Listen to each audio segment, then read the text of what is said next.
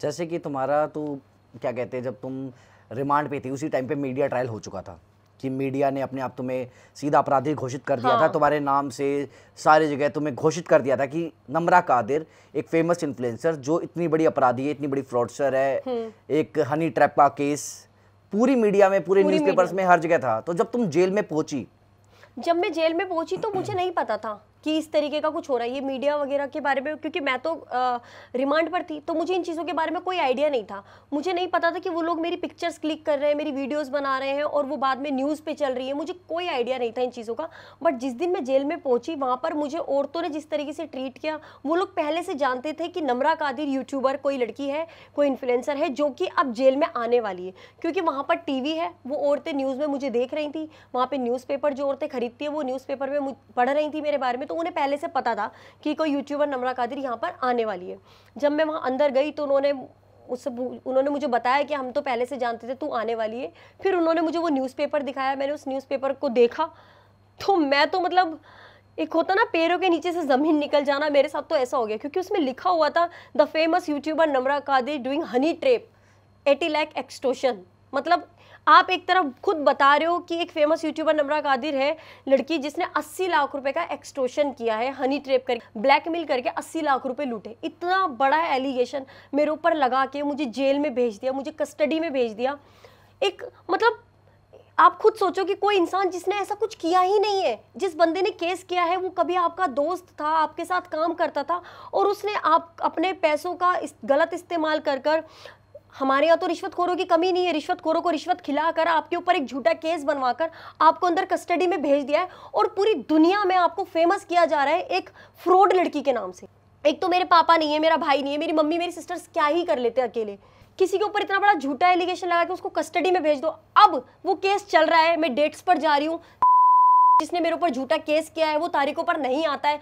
आज मुझे बस इतना बता दो कि अगर कल को, अगर क्या मतलब 100% कल को ये प्रूफ होगा, it will be proof that I am not guilty, क्योंकि मैंने ऐसा कुछ किया ही नहीं है। आपने इन्वेस्टिगेशन के नाम पर किसी के ऊपर झूठा एलिगेशन लगाकर उसको कस्टडी में तो भेज दिया, लेकिन जब तक वो प्रूफ नहीं होगा आप उसको सजा नहीं दे सकते। तो मुझे सजा तो मिलने वाली नहीं है, क्योंकि मैंने कुछ ऐसा गलत किया ही नहीं है। और झूठ को आप कैसे सच साबित कर दोगे?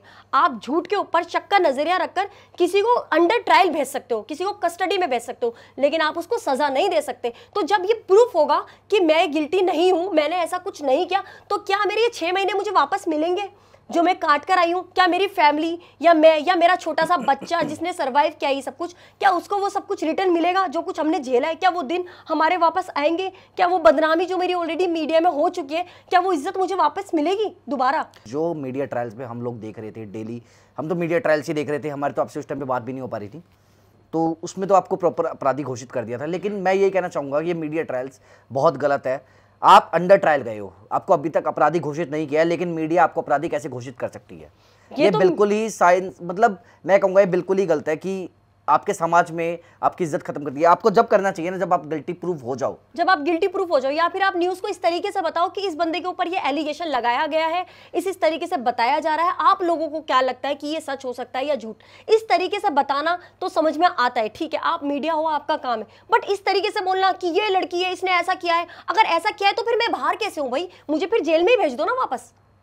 ये सेम ऐसा ही केस है जैसे अभी अलविश यादव का देखेंगे हम, सेम उसके साथ भी यही हो रहा है कि सांप का जहर बेचने वाला, हाँ, उसे प्योर गिल्टी घोषित कर दिया। अब मार्केट में तो लोगों को यही लगता है, जो लोग हम जैसे लोग जो एल्विश से कनेक्टेड है, हमें तो पता है कि वो कैसा बंदा है, कि वो ये काम जिंदगी में नहीं कर सकता, ठीक है, लेकिन बाहर जो लोग उसे नहीं जानते उनके माइंड तो सच्ची सोचेंगे ना, वो तो सोचेंगे कि ये बंदा सांप का जहर बेचता है। उस बंदे की क्या इमेज बना दी आप लोगों ने। अब वो तो 4 दिन में कस्टडी से बाहर आ गया, लेकिन 4 दिन उसने जेल के अंदर क्या क्या झेला होगा ये सिर्फ वही बंदा जानता है और कोई नहीं जानता। मैं इमेजिन कर सकती हूँ उसके घर वालों ने क्या क्या सर्वाइव किया होगा, उसकी माँ ने, उसके पापा ने, उसके बहन भाई ने, उसकी फैमिली ने, कितनी उनकी बेइज्जती हुई होगी, कितने लोगों ने उन्हें शक की नजर से देखा होगा, कितने लोगों ने उन्हें ताने दिए होंगे। अब 4 दिन की कस्टडी वो बंदा काट कर आ गया, ये उसकी, ठीक है, उसको एक अच्छा सपोर्ट था जो वो इतनी जल्दी बाहर आ गया। हो सकता था उसको 4 दिन की जगह 4 महीने कस्टडी में रहना पड़ जाता। तो क्या उसका वो टाइम लौटा सकता है हमारा लॉ, हमारी जो गवर्नमेंट है या हमारे जो पुलिस वाले हैं जो इस तरीके से फंसा देते हैं, इस तरीके से भेज देते हैं कस्टडी में। तो जब आप पहले दिन गए, आपके साथ कोई मार पिटाई, हाथापाई, कुछ ऐसा हुआ आपके साथ? पहले दिन तो मेरे साथ कोई मार पिटाई नहीं हुई, क्योंकि मैं अपना मुंह बंद रखी हुई थी और मैं बहुत बुरी तरीके से रो रही थी। मुझे होश ही नहीं था कि मेरे साथ हो क्या रहा है, तो मैं भी खुद से किसी से बात नहीं कर रही थी। बट हाँ, ये कि मैंने वहाँ पे जाती सबसे पहले मुझे ये हुआ कि मैं अपनी फैमिली से कांटेक्ट करूँ। तो मैंने पूछा वहाँ पे जो नंबरदार लड़की थी जो पहले से सज़ा में थी, मुझे लगा, मुझे ये भी नहीं पता था कि वो नंबरदार है या वो लड़की सज़ा में है, मुझे लगा वो वहाँ पर जॉब करती है, वो शायद स्टाफ की लड़की है। तो मैंने, क्योंकि वो वही सब चीज़ें हैंडल कर रही थी, तो मैंने उनसे पूछा कि मुझे अपने घर पे फ़ोन करना है, मैं कैसे? हमें नहीं पता, जा यहाँ से। तो हम क्यों बताए तुझे? हम तेरे नौकर लग रहे हैं? क्राइम करने से पहले नहीं सोचा तूने? 80 लाख लूट के आ रही है तब नहीं सोचा तूने? इस तरीके से वो बात करती हैं। अच्छा, पहली रात कैसी थी वहाँ पे? सोने के लिए क्या बिस्तर होते हैं, कैसे आपको? क्योंकि आप सर्दियों में जेल में गए थे, राइट? कौन सा महीना था जब जेल गए थे? दिसंबर। बिल्कुल कड़ाके की सर्दी होती है उस टाइम पे। तो क्या कंबल वगैरह, कैसी फैसिलिटीज़ थी रात को सोने के लिए?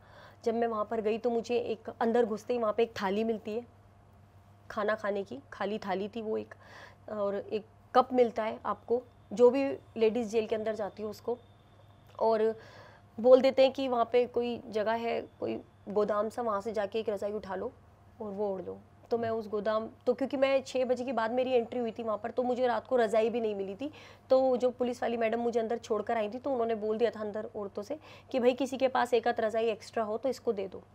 और वो रज़ाइयाँ इतनी गंदी थी, शायद ऐसा लग रहा था कि वो 10 सालों से रज़ाई धुली ही नहीं है। इतनी गंदी उस रज़ाई में से बदबू आ रही थी कि उस रज़ाई को देखकर, उसकी स्मेल सूंघकर ही मुझे उल्टियाँ होने लग गई थी। वो इतनी गंदी रज़ाई थी। वहाँ पे जो बाकी की औरतें थी उनके पास अपने अपने ब्लैंकेट थे, उन्होंने वहाँ की रज़ाई नहीं ओढ़ रखी थी, उन्होंने अपनी फैमिली से मंगा रखी होगी क्योंकि वो वहाँ पर पहले से थी। तो एक आंटी थी वहाँ पर, शशि नाम की, तो उन आंटी ने, वो आंटी बहुत अच्छी थी, उन आंटी ने मुझे एक रज़ाई दी ओढ़ने के लिए, कंबल दिया अपना एक, मेरी हेल्प की उन्होंने उस टाइम पर। और एक लाइक जिस, ये एक टेबल है ना, इसी तरीके का एक पत्थर का टेबल होता है, पत्थर चबूतरा सा जो होता है। हाँ, वो चबूतरा से एक लंबा सा वो बना हुआ है बैरिक के अंदर, रूम के अंदर लंबा सा, और इतना ही सामने बना हुआ है। उसी सिल्ले के ऊपर, उसे जो भी बोलते हैं, उसके ऊपर एक औरत लेटती है, साइड में अपना सामान रखती है, नीचे खुडी सी दी हुई है, वहाँ पर अपनी बाल्टी रखती है नहाने की, और उसी के बराबर में फिर दूसरी औरत लेटती है। ऐसे लाइन से एक के बराबर में एक औरत लेटी हुई है।